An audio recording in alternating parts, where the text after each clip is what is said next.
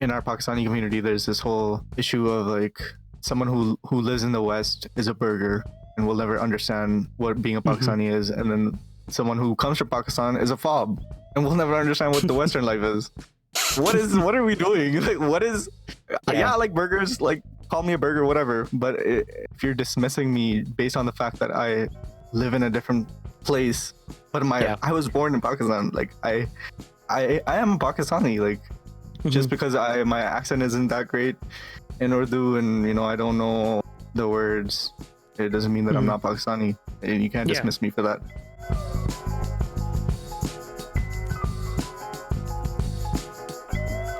Welcome back to another episode of Popcord. In today's episode, our guest is Adeel Khan from Calgary, Canada.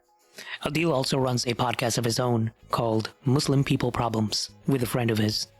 Adeel will be talking about the MSA, or the Muslim Student Association. Almost every Muslim in North America has heard of the MSA, but for those of you who live outside of the US or Canada, MSA stands for Muslim Student Association. It's a religious organization meant for universities with chapters all across the US and Canada.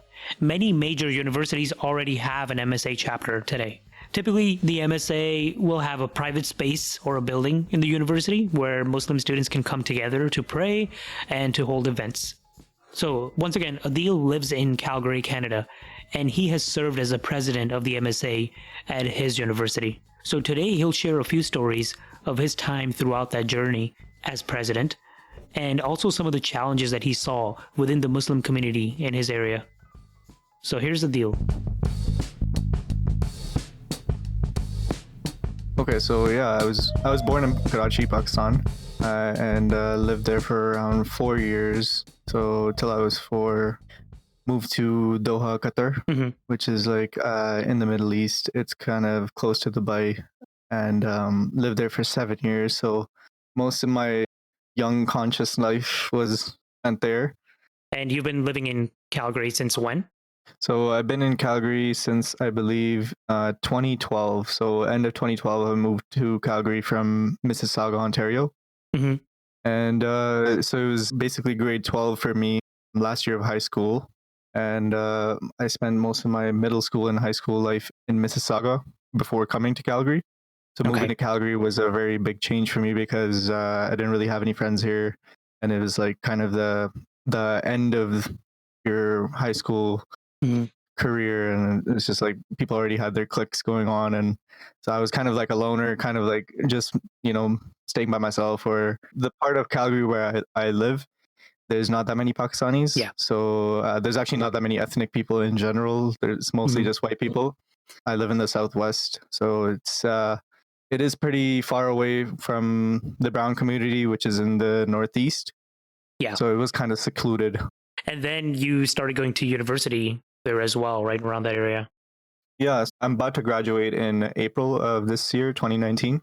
Cool. But I took a year off and just kind of worked at Best Buy, which is like a retail store. Cool. For electronics, because I didn't really know what I wanted to do in university. And when I did get into university, even then I was in open studies, which is like a open kind of like elective program where you can choose your program afterwards. And so now I'm in the business program, doing a major in marketing. And I'm about to graduate in April, inshallah. Oh, okay. Marketing. Got it. That's cool. Yeah. That makes sense. How is, I guess, university life up there? You said there wasn't a big Muslim/ethnic community in the place that you grew up. Was it any different in the university? Well, the corner of the city where I live, that's the place where there's not that many ethnic people. But my university is pretty diverse. So I go to Mount Royal University. And so that's like, there's 2 universities in Calgary. There's University of Calgary and Mount Royal University. So I go to the lesser one in some people's views, but I like it. It's a smaller community, and it's a new university. So it used to be a college. I don't know if you know how these processes work, but usually colleges do turn into universities if they are popular. So the only thing I have to compare it to is in Ontario, the sheer amount of universities that are there, and that's just the volume of people that are there. It's not comparable to here for sure. It is on a much smaller scale. So Hmm. the communities are pretty tight knit, and like Yeah. you do kind of recognize faces. And whereas in Ontario, in Mississauga especially, or in Toronto, Hmm. you won't know the same people year over year, or even week over week. You know. What do you prefer though? If you could go back and had a preference, for example, between going to a smaller university where you can, form smaller networks and get to know people a little better, or just a huge university with a lot more potential opportunities, what would you lean with? I wouldn't change anything, to be honest. I think my university and the way I've been even handed opportunities, I Hmm. wouldn't be able to get those opportunities or even come close to those opportunities in a bigger university. Yeah. Kind of get lost in the sauce, or Right. like just be part of the statistic at that point. But over here, we can actually do things and make changes to the university even. So I'll dive deeper into that Hmm. later on. But Hmm. yeah, I wouldn't change anything. Okay. Yeah, that worked out perfectly for you. Yeah. The university that I went to was in the middle of nowhere, basically in Connecticut. I've mentioned this to some of my friends before, but we it was really out there, right? And Yeah. I actually really wanted to turn back the clock and go to City University. And the main reason was my university wasn't quite diverse. It was really hard to find things to do. There was an MSA and stuff, but the average kids either used to go home over the weekends or there was a huge party culture, and I Yeah. found it hard to kind of find my spot on campus at least. So that was a huge challenge. Especially in an age where you actually don't really know what you want. It's kind of hard to have those like dichotomies of partying and then, Hmm. just pure religion and people leaving. So you don't really have the middle ground of, let's just hang out, let's just figure out what we want to do or stuff like that. Yeah, I found this happening a lot. I don't know if you can relate. I found a lot of Muslims, and of course, specifically Pakistanis, on campus, kind of also struggling, I guess, to find their spot. And some of them would resort to either getting closer to kind of adopt partying and some really bad habits that go along with that. Yeah. I mean, even myself, like I'm not a perfect person, and Hmm. I haven't made the best decisions in my life. And Hmm. even just by knowing that I've been MSA president, it kind of gives off a vibe of this guy might think certain things, but I have seen both sides of the coin. And, people do make these boxes in their head of like, if I'm this, I can't be that. If I'm that, I can't be this. And I found that in my life a lot of the times religion was associated with people judging me, or you know Allah thinks I'm bad, so what's the point of doing good, or Yeah. all these things that weigh upon us at those impressionable ages. Hmm. It's not that easy to navigate Hmm. life when there's so much pressure from either side, right? Yeah. And those sides just exist in your head, really. Hmm. So that's what I've learned is, Hmm. you can't really blame anyone for being in the place that they are, wherever they are. Yeah, I feel you. I don't know why I found that other people had an easier time kind of picking a side and just going with it. So you either become a more practicing Muslim and get closer to the small circle of Muslims on campus, or you just completely go the other way and start enjoying the more fun parts, what have you, of Yeah, college life. Right? I really struggled because, like you, I would say I was kind of in the middle, so I would kind of mix in with a little bit of both. Yeah, it was difficult in that type of environment. yeah. I mean, it was hard to understand that we all are gonna sin, and there's no way out of it. Hmm. But understanding that, like, the understanding of God at that age is so up and down, and you don't Yeah. really like. Even now, I'm still grasping with different concepts and like trying Hmm. to justify things in my head, and Hmm. it's an ongoing struggle for sure. Hmm. Especially living in the West, where you don't really, you're not forced into the religion technically. Like you are in a way by your family, but Yeah. you do have the choice of outwardly practicing it or not. Whereas in Pakistan or like other places, in Qatar when I lived there, like you don't really know of the other option. Like it's not really visibly there unless you're actually seeking it out. That's very true. it is kind of hard to live in the gray. Yeah. So you've been a president of the MSA, and I'll ask you to kind of elaborate on that as well. But basically, even while being so, I guess, having such an authority in that association in your campus, that doesn't necessarily put you as a, perfect representative of Muslims or somebody to answer, all the questions to Muslims and non-Muslims about the religion. 100%. At the end of the day, you're still a student. Even I would even question some of our religious leaders. Are they a representative of Islam from your point of view? Like, these questions are really important for all of us to not just see Islam as a box. Like, it is a spectrum. Like, there's people from all walks of life that partake in Islam. It's whether we recognize them or not as people who are in powerful positions. Like, so rewinding a bit from the MSA presidency, I'll tell you where it all started from. Yeah, good idea. So basically, the first 1.5 year of university, I didn't really know what I was doing. I didn't really I was still new to Calgary. I didn't really have any friends. And I was a pretty shy kid, right? And I didn't want to put myself out there really. But in my second year, I made a decision to get more involved and seek out these friends, because I saw how tight knit the MSA was at the University of Calgary. Uh-huh. And I was spending some time with some friends there, but I decided, like, I'm already on campus. Why don't I try to make the best of it and find a community here? So when I first joined the MSA, there wasn't really much structure.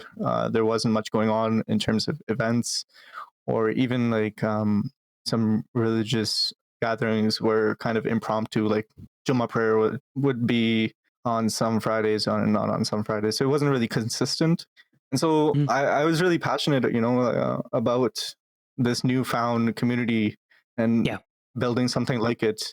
And so I approached, the president at the time and the community, which was about, I think, 5 or 10 brothers basically, who were in charge and were part of the community as well. And I asked them, like, I want to be more involved and, help make this bigger than what it is, and, affect people in the way that I have been affected, feeling connected to a community and understanding God and all these great things that I found at the University of Calgary. Yeah. And so they let me into the MSA. Basically, you could call it the committee or the board or whatever you want to call it, but the people on the inside creating those events. And the president at the time didn't really want to continue, so he passed it on to me as the next president. So I started that semester, with basically those few brothers, and then we started recruiting more volunteers. And I really wanted to have that community aspect of inclusivity. Yeah. And, wanting anyone who wants to be involved, right? Doesn't matter your age, gender, sex, sexual orientation, sexual preference, like whatever it is. If you want to be closer to Islam, who am I to say that you can't be closer to Islam or be part of this community that you want to be a part of, right? Yeah, that makes sense. So when we first created, that was the vision. And so, me and a couple of our board members, one of my really close friends, Adeel, was a part of that as well. We actually had a podcast for a while. Yeah. It's called Muslim People Problems. We started that a bit after the MSA, so I'll actually get into that afterwards if that's okay. Yeah, sure. Just following the timeline. No problem. Yeah, so with the MSA, so that's what we wanted to be. That was a vision. And in the first year, I think we did achieve that vision, because, half of our board was women. We were having events on a continuous basis. And this is all attributed to the community, like these things only happen when people want them to happen. So we had, potlucks geared towards these religious events. Like, it wasn't just we're fasting to fast. It was like, oh, we're going to have this potluck at the end of this fast that we're going to have, and we're going to bring on non-Muslims to this event. And so we had a potluck, an iftar potluck, which had around 75 attendees who were from all different walks of life. And, they came to learn about Islam in a way, because they were Obviously, they wanted the free food, that's for sure. But they, you know, but they did want to learn, and they gave us a chance to speak about it. So that was pretty awesome. We had charity week. You know, we raised around $2,000 for Islamic relief that year, and it was all really like out of a fairy tale in a way, because it was like, you know, we've created this such a great thing. We even filed a report to have ablution stations, so wudu stations on campus, Wow. because we already had a meditation space. Right. And although it didn't get built during that year. This past year, it actually did get built. So Wow. all that passion and drive actually went to real change with on campus, you know, institutional change, which is pretty awesome. Right. And in terms of like wudu stations, it wasn't just to like, oh, we pray, so we need something to make wudu with. No, it was because we were using bathrooms which became unsafe because there was water everywhere, and you know, when you have just hand dryers, there's no way to dry the place. So that was the argument we brought up with the campus, and they agreed. So yeah, sometimes it isn't just for selfish purposes that we need institutional change. It's actually for health reasons or safety. Yeah. How many people were, I guess, with you when you started this MSA? So at that time, when we were basically starting from scratch, it was at my first MSA meeting. It was me and Adeel. So we were the first two people on the board volunteering at recruiting volunteers. So that was two people, and then at the end of that year, we had around 200 members. So 200 active members and around 6 to 8 board members. So it was a huge amount of growth. Wow. Yeah. And I mean, it wasn't like, you know, we did this thing and it was because of us, but it was actually because the community wanted to get involved. We just gave them access to getting involved. You know, women did want to be a part of the conversation. Women did want to give their input. We just made it possible for them to. You just put a structure in place. Exactly, as opposed to like, oh, what do you guys think we should do? And keeping that conversation close to just brothers. We opened it up to anyone and everyone. You know, tell us what we can do. We're here to serve the community. You know, tell us what you need, and if you want to do something, come on board. You know, take on this initiative that you want to do. Yeah, right. Yeah, regarding the wudu comment that you mentioned, I think I was actually listening to an episode of your podcast, and in there you guys were talking about something that really resonated to me as well. The fact that when you're doing wudu, especially on traditional sinks, and the water is just flying everywhere, and the hair is coming, and the hair is getting mixed with the water and the boogers and everything. So I completely agreed with that, with what your colleague said on the that podcast. It's better to get something that's been tried and tested. Even when you try to make a light wudu, it's not like there's still water like everywhere over the sink, and it's not avoidable, right? In some cases. Yeah, I mean, I would even say to the point that even those professional, I don't know what those are called, but the real wudu ablution stations, they're barely cutting it, but they're a lot more manageable and a lot easier to clean. So it makes sense. Yeah, and hey, that when it's a dedicated space, you know, it's our problem. You know, our people are supposed to keep it clean. Keep it clean, yeah. Like it is our issue. We shouldn't be ashamed of making wudu, obviously not. Of course not. But we should also be considerate of other people. You know, other people don't put their feet in the sink. That's for sure. And you know, if you are doing that, don't be ashamed of it, but also be courteous to the next person, right? Like you have to wipe down certain things. Like you have to make it usable for the next person. Yeah, I absolutely agree. Yeah, not to mention, I've seen people do wudu in public places. Let's say, I don't know if I've seen somebody do it in McDonald's, but I've seen places like that. And I would almost feel to the point that you're actually getting dirtier by doing wudu in those types of sinks, by putting your feet in there and whatnot. It really grossed me out. But, you know, people are dedicated, man. If that's what you have to resort to, that's what you have to resort to. That's what you got to do. Yeah. You have to clean up after yourself for sure. So the first year was fine and dandy, great, and we ended the year with a bang with like our end of year dinner, and it was really good and heartwarming for me to see this community being built, and you know, it was pretty awesome. what I failed to realize was that like I am a man in the community, right? Mm-hmm. And so certain things that were happening were because a man was speaking. And so the next year when we were going into the new year, I was still president at the time.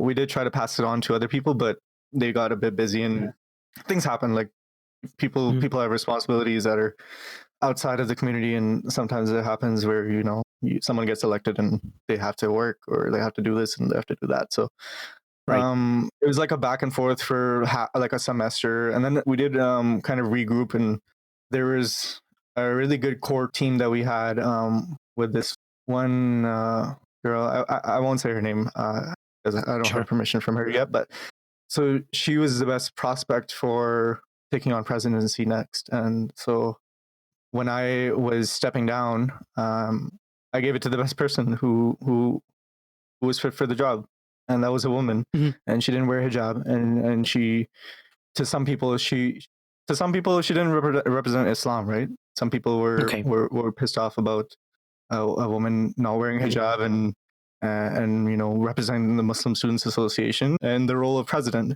And now to Mm-hmm. me, a role of president is really superficial. I Mm-hmm. never cared about the role itself. I wanted to do the work. I didn't care whether I was communications, whether I was even just a volunteer. I was going to do the work regardless. Mm-hmm. And she was the same way. She got us on the news on World Hijab Day. A girl that doesn't wear hijab Ironic. got that Muslim Students Association. Yeah. Yeah. And so who is the better representation of Islam? Like me or a woman that doesn't wear hijab? When you clearly can't see if I'm wearing hijab or not, whether how I think or not, right?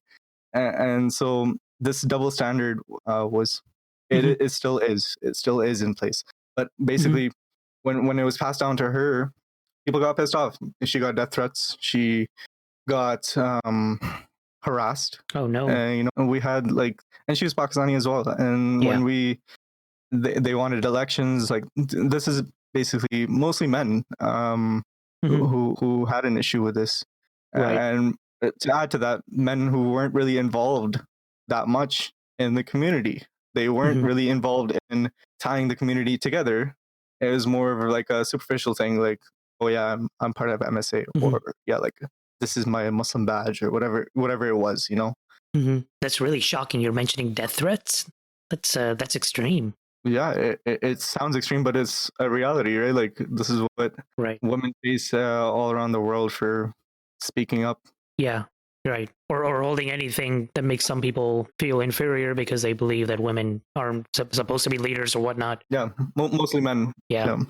Mostly men who it hurts their egos, and I wouldn't exclude myself from that as well. Like Mm-hmm. I feel like we're all in this together, and the more division we do create, it works against us.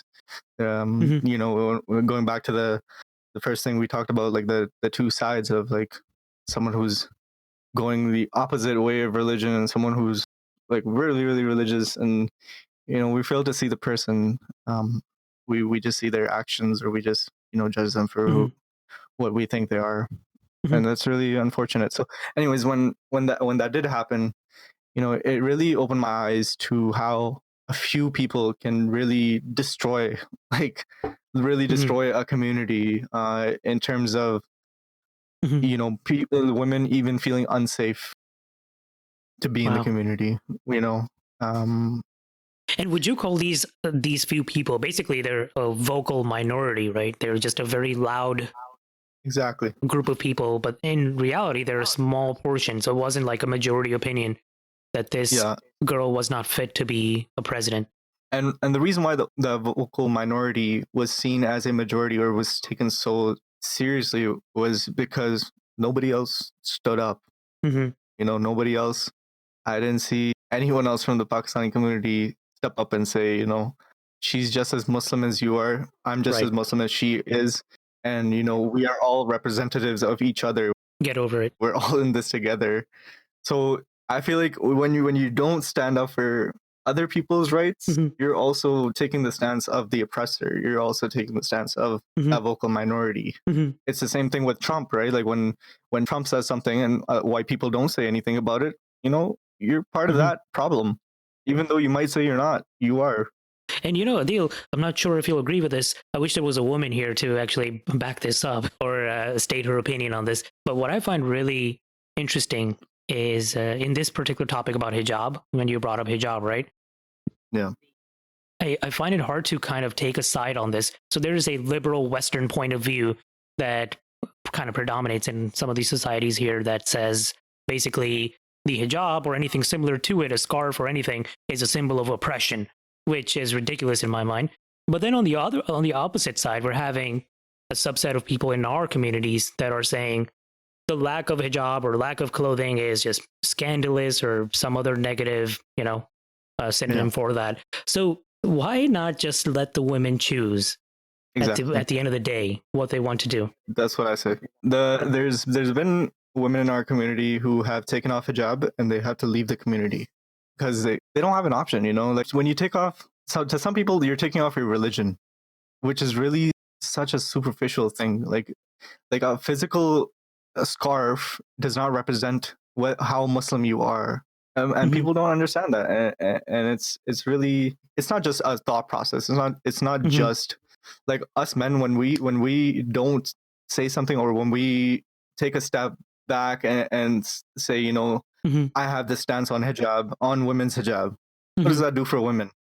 You don't see you don't understand as a man the repercussions that has on a woman who is just trying to be herself, just like you are being yourself. You're not a perfect guy. Right. Why are you imposing this when you say there is no compulsion in religion? Why are you imposing absolutely. this belief onto someone else? Yeah, I find it really strange that we often, in other situations, we have to be on the defense, right? We use those same tactics to kind of attack people at different angles. So instead of learning from, I guess the types of things that people attack us for, we often end up using those same weapons. Yeah. And who gets caught in the middle is the victim, in this case, the women who actually have to make a choice whether what they want to wear or not wear without judgment. Exactly. And judgment, no matter how you think of it, is violent. It's why people die in the world. It's why gay Muslims can't come out. It's why all these people who we oppress and who me as a straight man, I have more to do in terms of not simply activism, but inner thought process. Why do I think the way I do?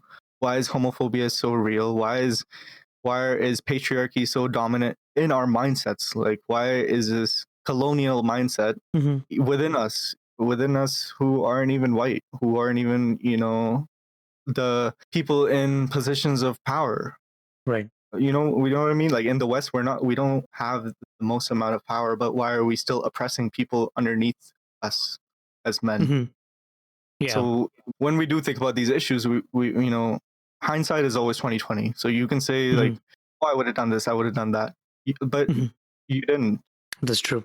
And you weren't there. And the women who did want to support this woman who was running was too scared of the guys. Like, like when I had conversations with these guys, I heard things that were disgusting. In the sense, we were having these conversations in front of her too. Oh wow! Like they were saying that, oh, she doesn't even pray 5 times a day. How do you know that?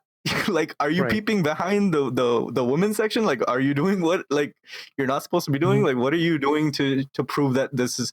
How do you prove that I don't pray 5 times? Like, I pray 5 times a day, because I can tell you, like, I miss Fajr all the time. I miss prayers all the time. Like, I'm not a perfect Muslim. I sin all the time. It's not but I'm a man, and that's a free pass, and that's how we keep our power, right? So yeah, no. I mean, first of all, the judgment doesn't pray 5 times a day, and then secondly, even if they don't pray 5 times a day, what's, like you said, it's a personal decision.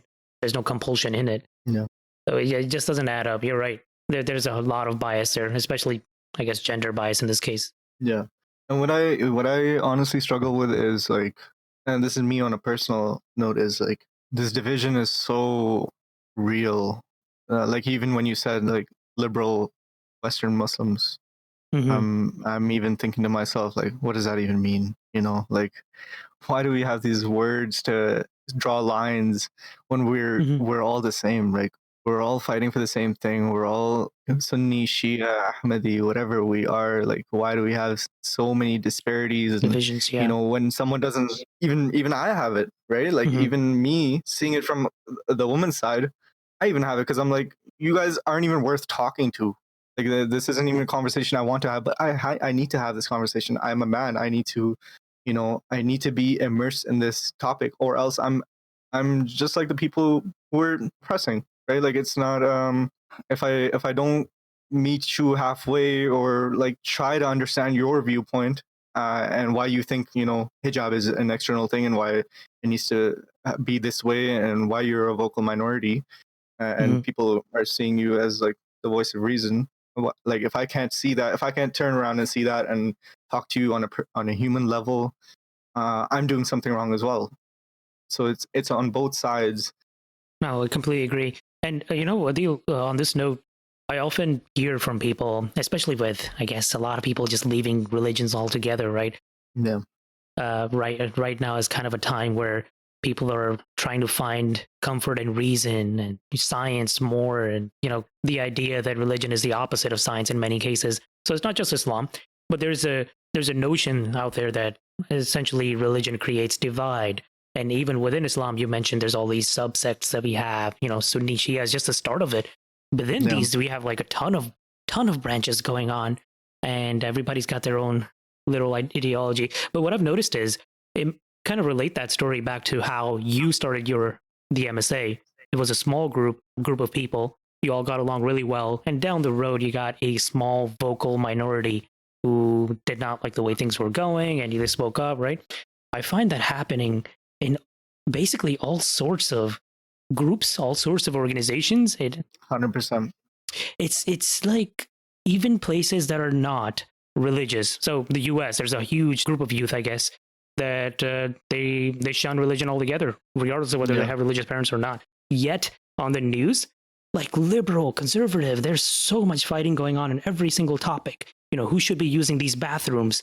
Who should be allowed to wear these types of clothes? And it's amazing the types of things that we choose to fight each other over, rather than just kind of coming together and being like, hey guys, this is really not something we should be fighting over.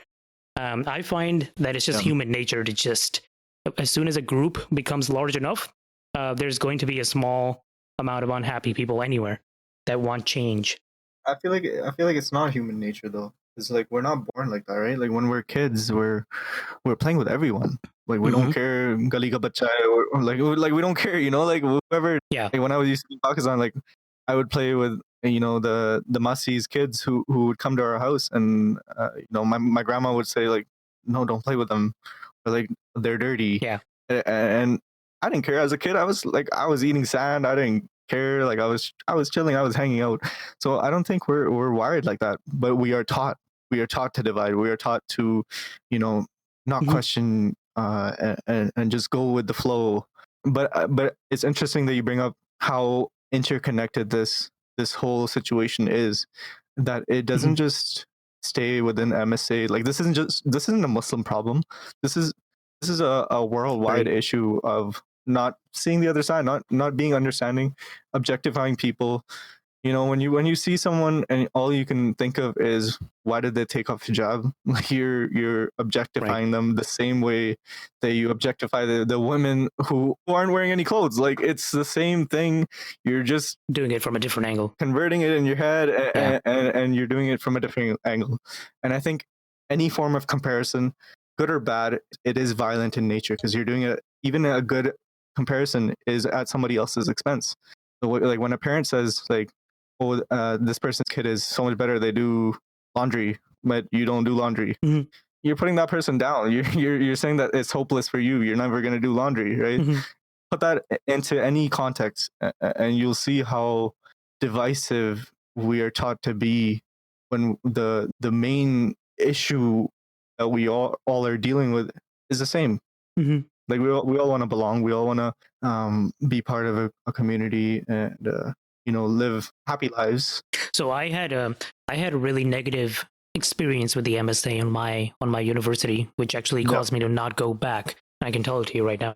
basically, I've already kind of mentioned my university was really out there. There wasn't a lot to do.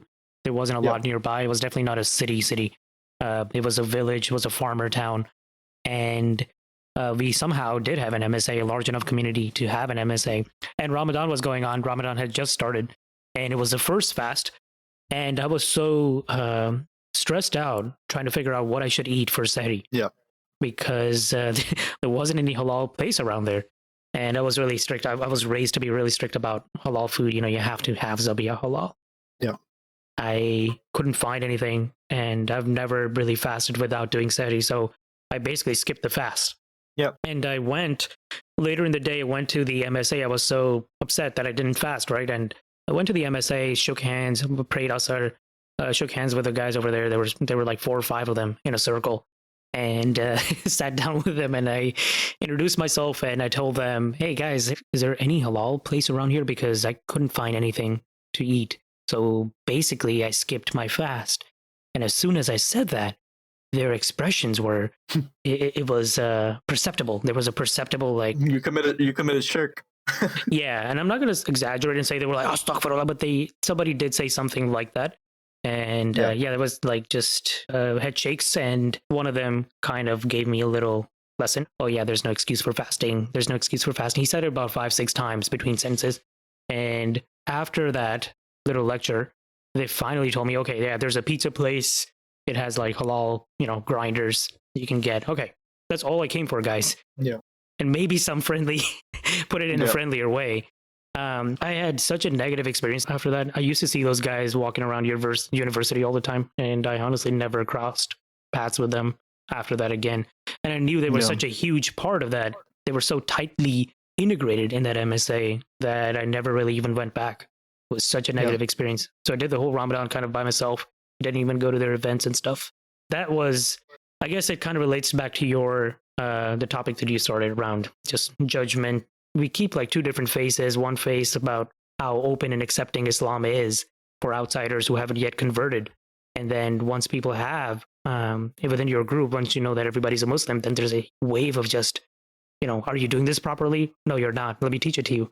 Are you doing this? One after another, every single topic comes back to how I'm better than you because I'm doing things the right way, or you didn't read this. There's an excuse for this and that. Those types of behaviors. Yeah, and I think when the reason why people are moving away from religion, they're moving away from religious structure in terms of how the community dynamic works.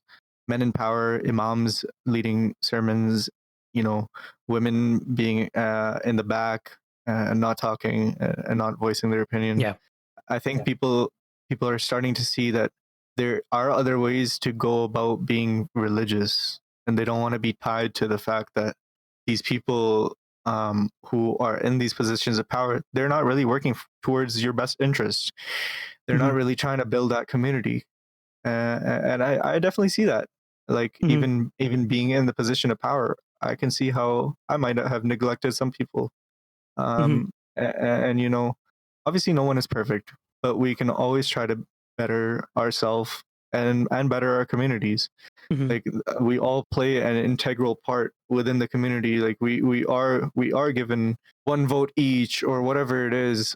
We are technically equals, but there's that minority, or that whoever it is will say that you're not part of this group.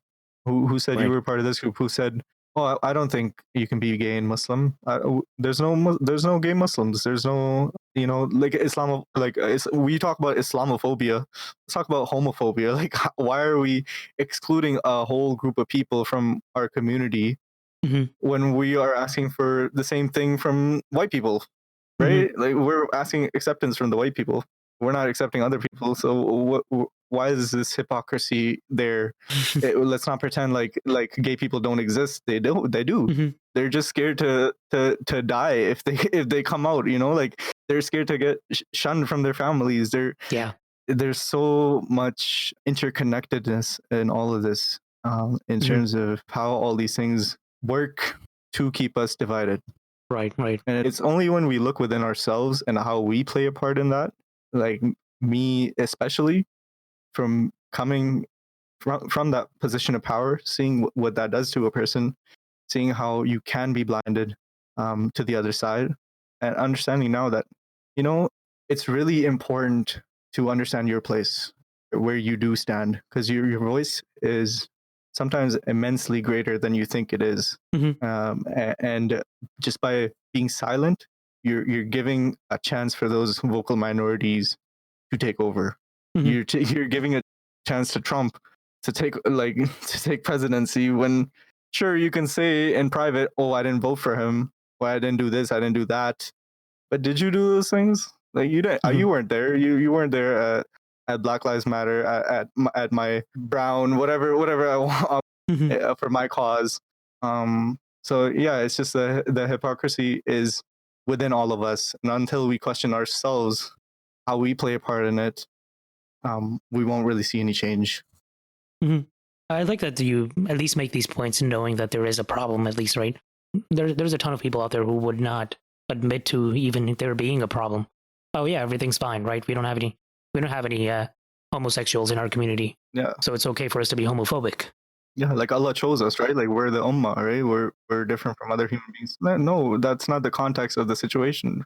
We're an ummah in terms of a community, but we're not really the best of the best. Honestly speaking, we're not better than anyone else. And until we realize that, until I realize that, even, you know, like judgment goes so deep in terms of like how we view the world, how we objectify women. Well, it all stems from the mindset that you have, and until you question that mindset, just like the things that you were taught. Like if I was taught by my grandma to not hang out with, you know, dirty kids, and I never questioned that, I would think those kids were dirty, right? Even though I was playing with them, I was part of those dirty kids. I was a dirty kid too. But it's just in our mind that we just got wired this way. But until we tangle all these knots, we're not really moving forward, you know? Yeah, I agree. And I don't have any of the answers. Like I don't know what is the right thing to do, what is the wrong thing to do, but I know for a fact that I need to know how important my voice is and how loud my voice is in my community. I think just the fact that we're having conversations like these and they're happening. I mean, this is just one podcast, but just the fact that they're happening, there's a lot of these types of conversations even happening in Pakistan now. Yeah, 100%. Which I was surprised to learn. I was like, whoa, damn! Now they're talking about all this, so this is great. I think I think it's good and bad in the sense that I think I'm going off on a limb here, but basically the fact that we have the internet kind of catalyzes a lot of these discussions around all these topics that really need to be discussed, right? At the same time, the internet can be used like really extreme people to spread their, you know, crazy agenda as well. So either way, we have like a wildfire catalyst on our hands called the internet to spread notions. It's just a crazy time to be alive. Yeah, I definitely agree. Now, back to the lady, the person who was put in charge of the MSA after, I guess, you stepped down. What happened to her eventually? Yeah, so they held elections, and in my opinion, and this is all from the standpoint of being MSA president and where I'm coming from that perspective, she was the right person for the job, and that's why I passed it down to her. Now there was another guy who the community really, not the community, but that vocal minority really wanted, because he was the only person who was even willing to be in that position, and he was a guy. Got it. Wow. Yeah. When elections happened, she lost by one vote, one tiny vote, but one huge vote in a sense, because you know, those women who did want to vote for her, they were too scared to come to elections because those guys were there, and they didn't want to be harassed. They didn't want to be seen. They didn't want to be judged by those guys. So it was a fear, and I think maybe if they knew what impact they could have had, they might have came. But you know what? I don't hold it against them. I would have probably done the same thing if I was in their shoes. Being a woman is not easy. It's not easy to stand up and say, you know, I'm going to go against this guy that I know can hurt me and can harass me and can do all these things. Whereas a woman would never think of doing that to another man if he disagreed with her, you know? Yeah. What was the voting setup like? Were there like ballots there? Was there privacy? It wasn't. It was just like any other club. Yeah. So it was like in an open room. It wasn't really that private. Like it wasn't anonymous, that's for sure. Okay, got it. We were checking IDs and stuff too. So Yeah, right. And I think even if it was anonymous, like just the fact that someone could be in that part of campus would be terrifying for me as a woman. You know, coming into a space where I'm not wanted. You know, why would I take that step? Mm-hmm. So it does like I do get it, but yeah, it was just that one vote that she could Mm-hmm. have gotten, and you know, like alhamdulillah, everything happens for a reason. She's still growing. She's still doing great Yeah. work. She's not a part of MSA anymore, obviously, but Mm-hmm. like she's thriving. You know, like she's gonna do great things regardless. But Regardless, it's yeah. just we can't really lose. Like we can't afford to lose these people in our community Mm-hmm. who could have made something so big. You know, so great and inviting. Imagine, yeah, we talk about dawa, but what does dawa actually mean? It means people feel included. People want to come Mm-hmm. to the masala. So people want to come pray. People want to come to these events. And if you're not making that environment, like, what is the point of you handing out pamphlets? Right. Like, you know, like all these superficial things of like, oh, do you know about Allah? Like, you don't even Mm-hmm. know Allah, bro. Like, I right? hear you. No, not to mention, like, again, we're talking about today's day and age. Anybody can look up that information on the pamphlet, the Yeah. basics of Islam on the internet. And actually, we're living at a time where there's so much focus on us that probably a lot of people already have. Mhm. So, And I'm not saying that dawah is bad, but I'm just saying like if you haven't questioned yourself and why you think certain things, mhm, like I don't think you're the best representative because you are being an active representative of Islam in that situation, whereas it's someone true. else would be, you know, not externally Muslim maybe, but would be willing to talk about Islam and how they live Islam, you know, Hmm. and we all live Islam differently, Hmm. and we need to all understand that as well, right? Honestly, I think what would help again in this day and age to really expand our scope to have effective dawah is to have people like, from what you're describing of her, people who can relate more to non-Muslims, or at least be able to speak their language without seeming I don't know, without fitting into like necessarily stereotypes that they often might have of us in terms of personality or clothing that we choose to wear. Just to kind of show them like, hey, we're actually different colors and different personalities. That would actually be really effective if we were open to that. Yeah, we definitely need a good marketing campaign. Yeah, because if you think about it, I mean, it's a billion Muslims, growing past a billion, right? And Yeah. how many of us are practicing to the degree that you would, somebody like those vocal minorities would actually think they should, or Yeah. wearing hijab all the time? Like it's we're actually pretty different. Yeah. And it's not just like again I want to emphasize like this problem isn't just within MSA. Even if you don't identify as being Muslim, like you're still doing the same thing. Like let's say for example, in our Pakistani community, there's this whole issue of like someone who lives in the West is a burger and will never understand what being a Hmm. Pakistani is, and then someone who comes from Pakistan is a fob and will never understand what the Western life is. What are we doing? Like what is Yeah, yeah, I like burgers, like call me a burger, whatever. But if you're dismissing me based on the fact that I live in a different place, but yeah. I was born in Pakistan, like I am Pakistani, like just Hmm. because my accent isn't that great in Urdu and you know I don't know the words, it doesn't mean that I'm Hmm. not Pakistani, and you can't Yeah, dismiss me for that, right? exactly. Yeah, yeah. You can't just kick you out of a group just because you chose to live Yeah, somewhere else. It doesn't change your background. and the same thing for me is like I can't look down on someone who's in ESL. You know, they might Hmm. know Urdu better than me. They might have a more holistic worldview than me. Hmm. And you know, just by them being in ESL or by them, you know, having an accent doesn't mean that they're Hmm. less or they're jahil or they're whatever these conceptions that we have in our head, right?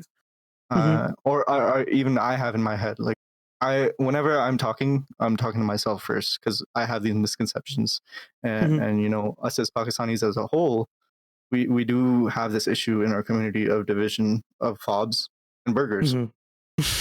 So let's talk about it. Yeah, Like, I what's the agree. issue? You Yeah, know? I came to the U.S. at age 6, right? I've actually had one guy who came to the US much later than me, called me Fabi.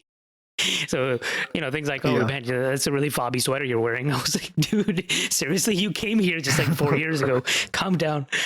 Uh, straight up. yeah, I've noticed at least in the Pakistani community, in my university life, our university life within the Pakistani community was like high school life for the non-Pakistanis, meaning our maturity level was kind of there, in terms of, judgments. Oh, you're too fobby, man. Yeah, And I was like, this click system doesn't exist for Americans. I mean, it did in high school. They're over it. yeah, exactly. In college, usually you cross those boundaries and you make all sorts of friends. But Pakistanis are still stuck in. So I found that a bit strange. I don't know if it was the same type of setup up there where you grew up, but that was happening to a huge scale, and I think it still does. Yeah, yeah, maybe not so much in Calgary or wherever else in the West, but we do see this in terms of classism as well. Of like the rich stay rich, the poor stay poor. The rich don't want to come Mm-hmm. down and see the poor at a human level, and the poor think it's unattainable to be at such an amazing place, or whatever misconception we do have of that situation. Whenever I go to Right. back to Pakistan, I definitely see that, and it is heartbreaking to see how deep this division goes. It's not just a burgers and fobs issue. It's a Mm-hmm. burgers, fobs, and poor people, and non-hijabi women, and all these things that we're all just dividing on, right? Right. Why can't we just love each other for who we are and not call each other dirty because he hangs out with those dirty kids or whatever it is, right? Yeah. Yeah. Fully agree.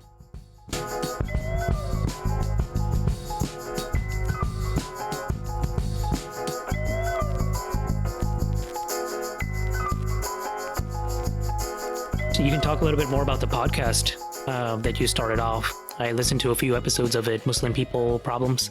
Yeah, It seemed pretty cool. yeah. So we is basically around these sorts of issues. Like we have different topics which we covered, and so this was after I had left MSA, and Hadil had definitely left Really. MSA by then, but Mm. we you know, we still wanted to have a community. So we Yeah. thought, if we can't find them on campus, let's just put our voice out there and see if it resonates with someone. Not just see if it resonates, it will resonate with people. Mm-hmm. And people will know that they aren't alone in these circumstances. That there Mm-hmm. are more people who are fighting with them and who are aware of these issues. Because it can seem kind of hopeless at times, not Mm-hmm. not having people who relate to you in that sense. But yeah, Mm-hmm. we created the podcast, and I think we put out around 15 episodes. But life happens, and we got busy. But it was a good semester while it lasted. Like we cut through a lot of topics. Well, that's good to know. I hope you guys can still continue, in one way or another, making a difference, whether it's a podcast or something else. Yeah, I'm trying to me myself. I'm trying to focus more on my art now. In Mm-hmm. terms of, because she's a journalist, and she has a bunch of articles on Vice. She even has a poetry book out. So like the listeners can search her up. Her name's Hadil Abdul Nabi, and she's Mm-hmm. written, I think, around 4 or 5 articles for Vice. Mm-hmm. So she's doing great. I'm starting to get more into my art now. I'm really into like fashion, so and I like creating art as well. So Mm-hmm. I kind of thought about like mixing the two together, and now I create art on clothing. And I'm trying to figure out how I can make that into something which I can monetize on. But for now, it's just like a hobby, and just I'm making a few pieces for my friends. But Hmm. Well, that's really interesting. yeah, it's kind of funny because like when I went into university, like I decided, okay, I have 4 years. I want to figure out what I want to do, and I'm like at the end of the 4 years, I still don't know what I want to do. But Mm-hmm. I think for sure I'll be in Canada for the next couple of years. I want to get into the marketing field, but I don't know where that's going to be. Either Toronto, Calgary, Vancouver. I'm not too sure. I know for a fact that I do want to do like what I love, because I did go to university for a reason, right? Like I put in these 4 years to work the job that I want. So that's kind of what I'm grappling with right now, is like there's a lot of job opportunities, but I don't want to work somewhere where it's just going to be like a mundane thing. Like I don't want to hate my job, right? Yeah, and if it's any comfort, I'm 29 years old. I still don't know what I want to do when I grow up. Yeah, when you grow up. Yeah, right. Yeah, I know what you mean.